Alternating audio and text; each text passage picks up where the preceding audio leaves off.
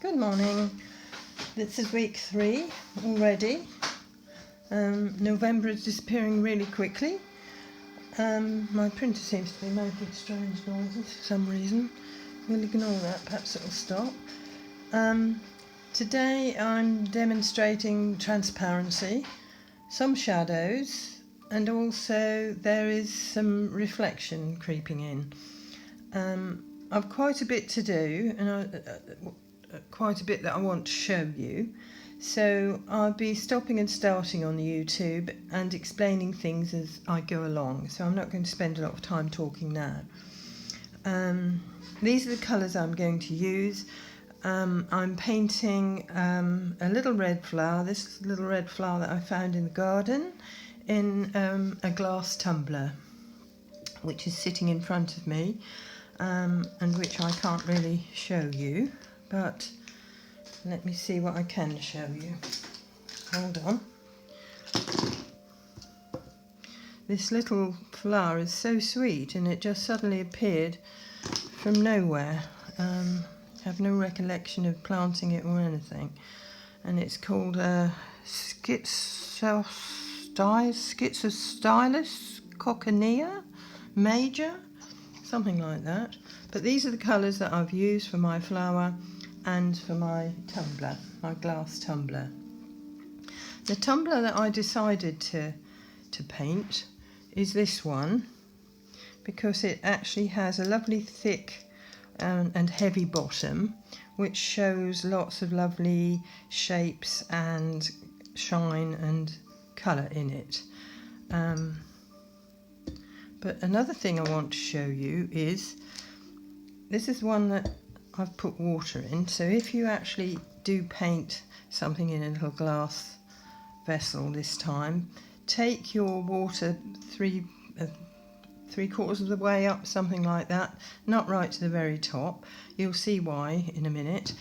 But what I want to show you is, on the white paper it's looking fairly colourless, but lots of lovely bright shine and so on, which is fine, and maybe that's what you'd like. But the minute you put a colour underneath, it changes, and it reflects colour up onto the top of the water and some into the vessel as well, which is going to make my picture a lot more interesting, and yours too, if you put a little bit of material or some colour under your little pot of water. I've got red there, and I'm actually going to I've got red underneath mine, and so it's reflecting colour down from the flowers, which are red, and up from the bottom.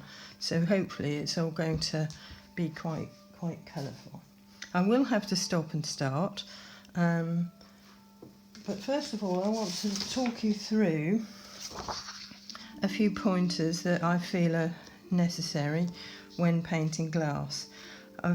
Because I couldn't turn my pot on its side with the water in it, I've taken a photograph of a glass jar standing on some green paper, and I've put my paintbrush in it, because I want to show you a few pointers that you're going to sort of need to think about to create the transparency. Obviously you will have to pick up all the lights that you can see and use masking fluid for that, or if you want to paint loosely, just leave white paper. But something you can't particularly see on here is there, well, a bit of it you can. There's a little white, light, bright pool where the stalk or whatever you put in your vase meets the water, and that shows that the stalk, or in this case the brush, is going into the centre of the jar, into the water, rather than sitting on the edge here. So that's quite important, to get that little light spot there. Another thing we need to show is the back side of the water when we draw or paint the water in, remembering not to go right to the very edge of your vessel, because that's going to help to show the thickness of the glass. If it goes right to the very edge, it's a bit like paper, and it has too much flatness to it, and you won't be looking through so easily. Again, you need to show the back side of the jar or vessel at the bottom as well, and lots of lovely dark underneath. So I'll attach that for you for a reminder, but also I have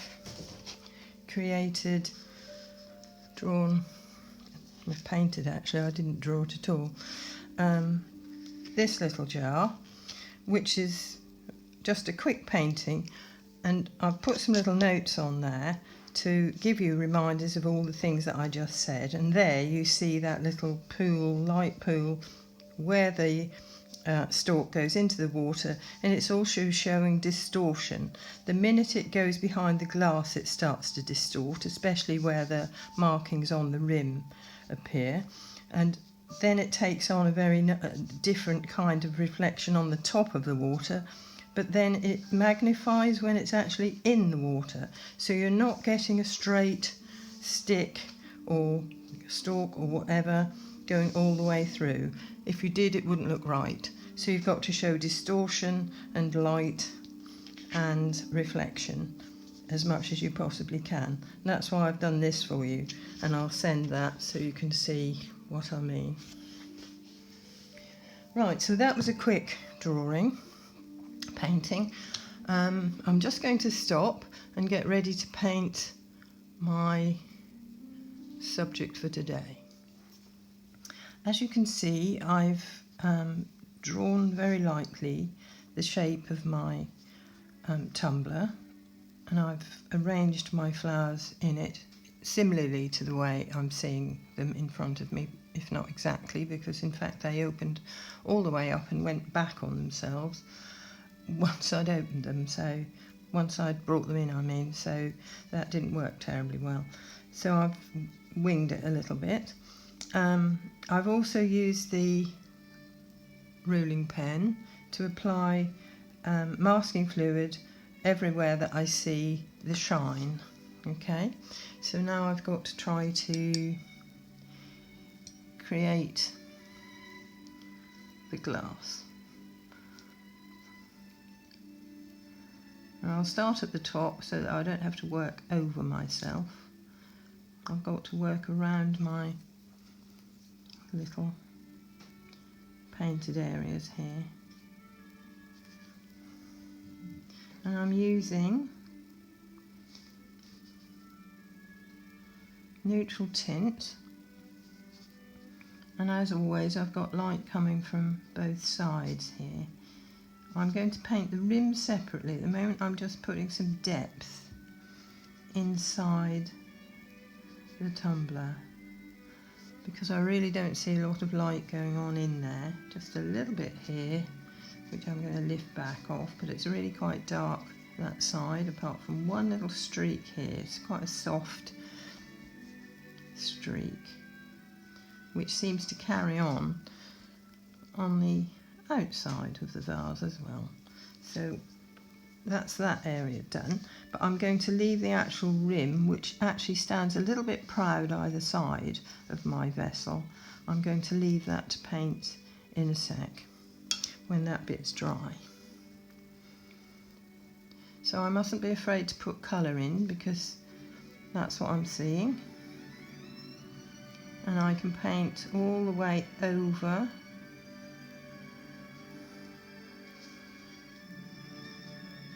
my masking fluid. I'm sorry that I'm halting in my speech, but I'm having to concentrate quite hard today. Nice smooth edge there, although I haven't got a smooth paper.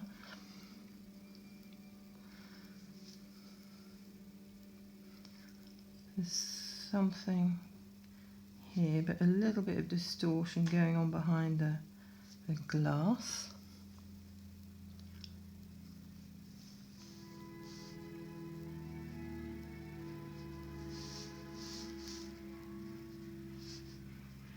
This is a lighter side, definitely.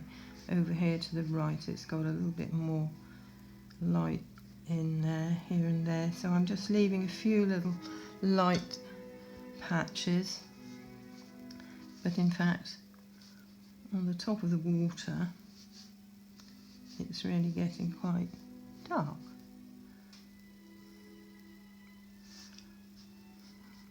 I'm using a fat brush, but you can use whatever brush you like. This has got quite a good point.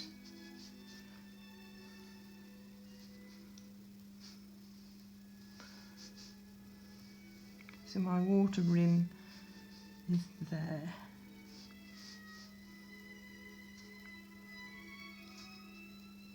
I've got Payne's Grey and neutral tint out because I'm thinking that I may use both, because the greys tend to change and become a little bit bluer here and there. Right, now I can see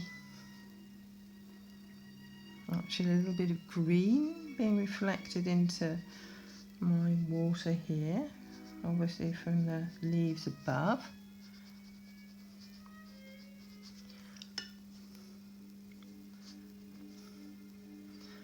And I can see the red reflected on the top of the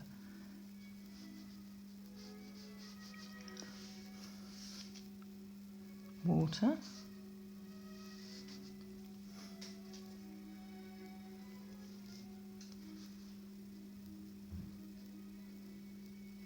Quite dark there again.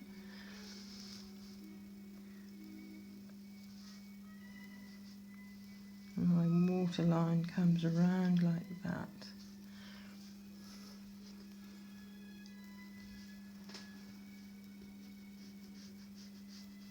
And like that. It gets very dark suddenly in the water.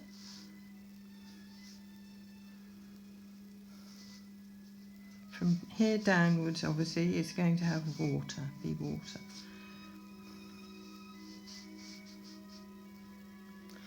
Right, while I'm at this point, I'm going to pop in some of the stalks, which are not very distorted, but a little bit distorted behind the glass, but not as much as when they hit the water.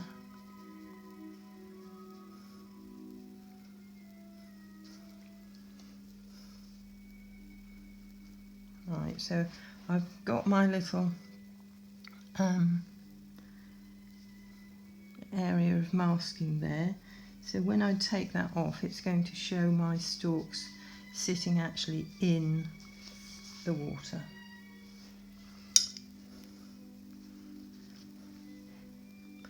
Right, I think the rim is now dry enough to paint. So if you paint that separately, it's going to show up as a separate little section, which it needs to.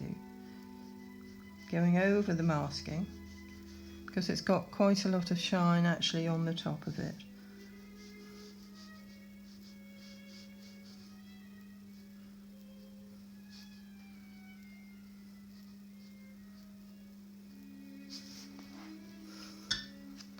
Lift some of this back off here because this is a lighter side, and it's all going to come good hopefully when I take the masking off.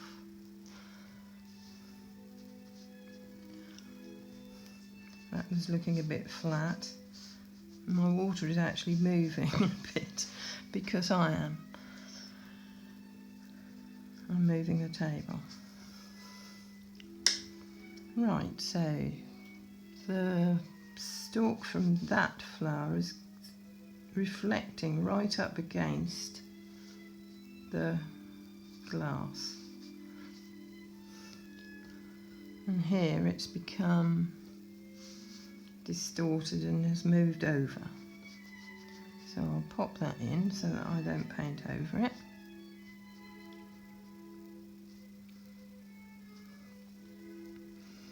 Right, carry on.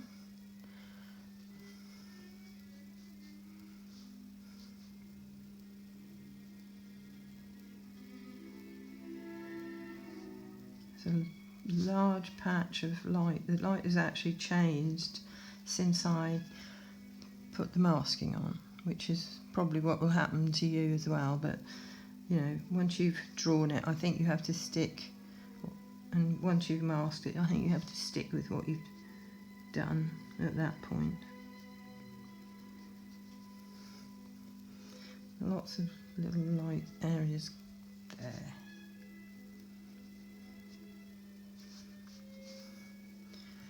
Right, so not that much white paper showing.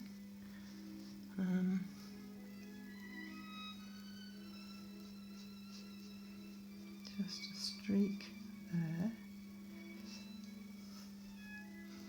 It's actually reflected the windows. You can see where I've masked them off.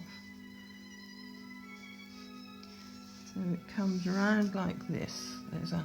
I think it's reflecting up the shape of the bottom of the glass.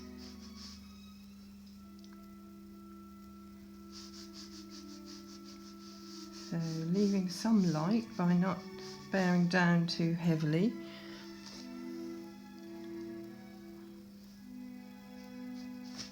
And lifting a little bit out there.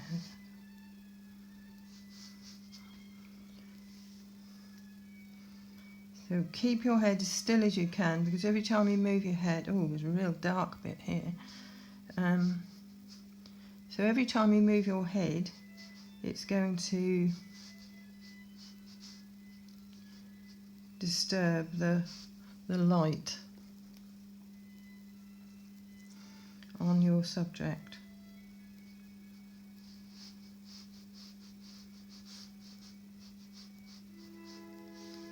There's light and dark there. I should really leave that to dry, but I'll have to go with it. And then a big patch of light coming through there.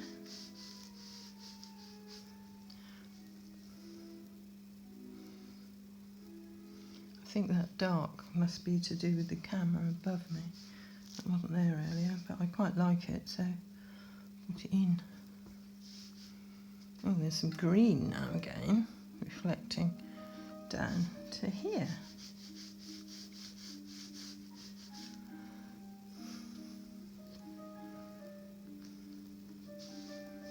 And there's some red here.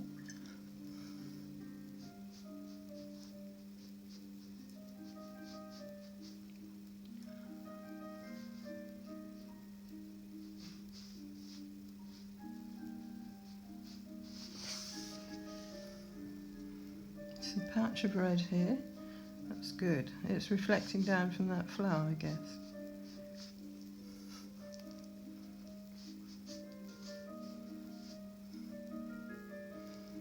Nice. Right, okay, so now we come to the fun bit. There's quite a lot of... I've got to make sure I go over my masking here. There's quite a dark patch underneath the masking, which is good because it will show the masking up very well. That's what you must do. Remember to paint all the way over your masking so that you actually do end up with the marks that you originally intended.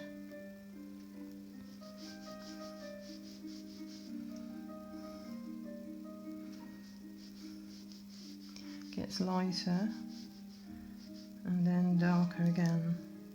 You can leave each little layer of paint to dry actually if you have the time, rather than having to hurry it in the way that I am.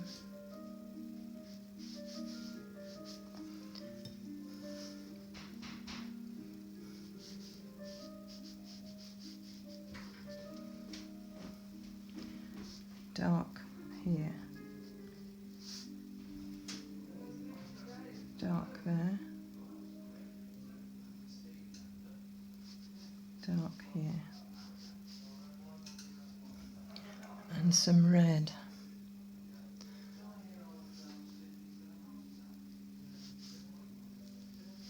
Can you hear my husband shouting at the postman?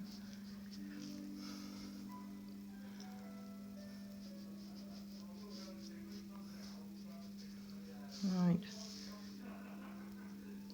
He's a very jolly postman.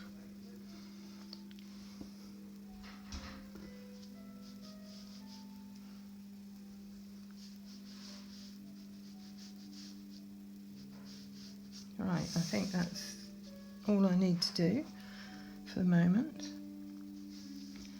I need to go a little bit darker, perhaps just under the rim here where the water level is, because otherwise that won't show up as well as I would like it to. Okay.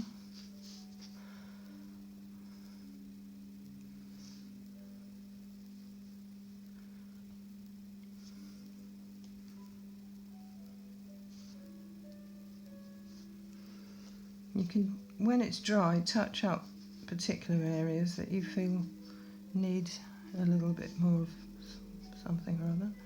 This dark area is up here as well, so that's helpful.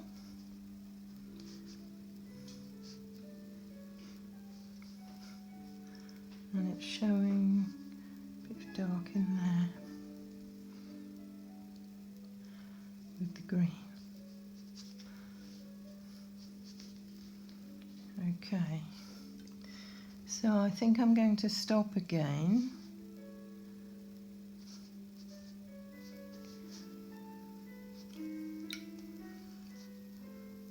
And let it dry so that I can take the masking off and show you what we've ended up with here. But that's the method, and I can show you some more that I did earlier. And I'll need to put the shadow on in the base, so I'll just let this dry and I'll come back. Right, I'm all ready now to put on the shadows. I've taken the masking off and it's tidied it all up a little bit and shown a bit more light and brightness to the glass. So I hope that that's showing up quite well and that you can see all of that.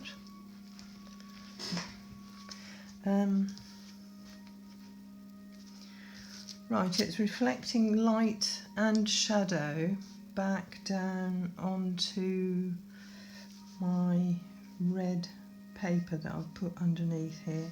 So I've mixed up a Payne's Grey and alizarin shadow colour, which actually is making quite a nice sort of purple over the top here. And so just a few strokes to create some shadow coming from that vessel. But as I said, there are some light marks as well. So I'm keeping the edge nice and light. So a strip of light there. And then there is another strip of light that takes on a strange shape here. But if you don't want to look this carefully and see all of that, just wash a nice shadowy colour underneath and don't worry. As long as it's grounded, that really is the main thing.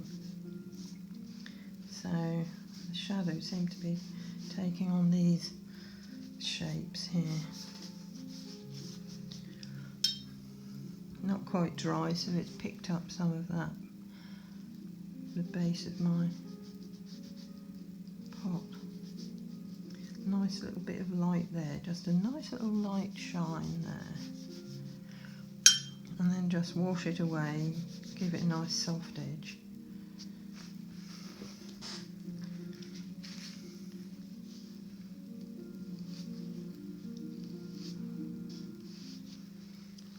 And as long as it's nice and dark under here,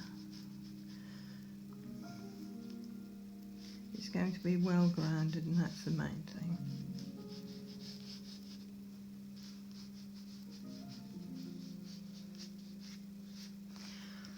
The light's done some really strange things with the shadow there.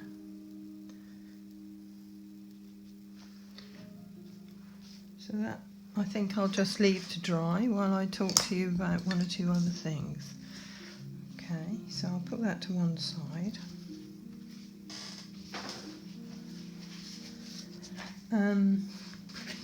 You may want to get complicated if you've painted glass before and create something from cut glass, which is slightly tricky, but again, if you mask off some of the patterning and the light and the shine, it's going to help you a lot.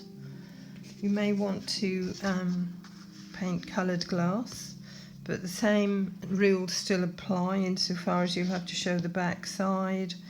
In fact, sometimes the coloured glass is easier because the lights show up a lot more, and any other marks that you see in there. And always just remember that it is transparent, you've got to be able to see through it. So anything that goes on behind has got to be shown. You can really go for it if you wish and paint lots of bottles with their shadows and different colours, and paint, just an array of nice bottles. Bottles and jars, I think, have lovely shapes to them. This is a loose painting that I did without drawing at all, and just left white paper for any shine that I saw either in the berries or the jar and whatever, and just washed a colour underneath and then reflected it back up into the subject, as I did with this one. So that's a glass vase that's got quite a lot of shine and different colours being reflected back down into it. So, if you've painted glass before, take on the challenge this time and try to create something a little bit busier perhaps, and see how it goes. The other thing I was going to quickly show you is another thing that's transparent and similar to painting glass is a little dewdrop or a raindrop. You can create your own raindrop by using a pipette, getting some clean water and taking a dark leaf and just dropping some little droplets on, studying them carefully, seeing what happens with them, show the light and the reflection. I'm sure you can't see that terribly well on the screen, but that's a bay leaf, so if you've got a nice dark leaf, try that, and then try to paint your little raindrops onto your petals or leaves. I've painted some in an enlarged state, so you can see the way it actually sits and the way it works. So it's a matter, and when they drop, they tend to spread, so they create a more of an oval shape. So what you've got to do is get a lovely dark colour, and you'll need to just paint over it, and whatever is going on underneath your raindrop, your leaf shape, is actually going to create the colour that comes through.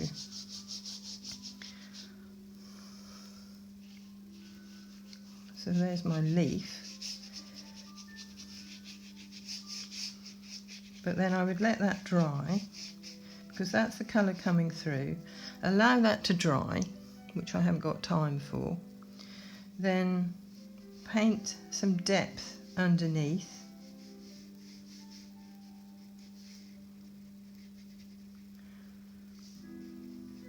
So what you're doing is keeping that raindrop lighter, and especially on the top of it, but you've actually got your leaf shape going on underneath, so you've got all that lovely depth underneath, and at the sides perhaps, which will be darker than the actual leaf colour because it's creating shadow. Okay, so I've gone all the way over it,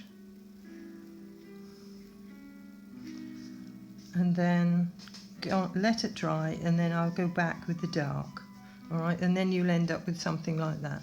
Looks a bit odd enlarged, I realise, but that's the way to make it work, and you'll hopefully end up with some little droplets like that. Okay, so try not to encircle it, but to bring the shape of it out by painting the depth underneath and around it a little bit, not necessarily over the top, but underneath and at the side. Okay, so that's about it, I think, for this week. That's not turned out too badly considering I'm under pressure. It's quite a tricky subject, but do have a go, and it's going to end up a lot being an easier subject than you think it is, because you can simplify it for yourselves. Okay, so great. Next week I'm hoping to paint some shadows on buildings for you. Okay, so have a good week everyone. Take care. Bye bye.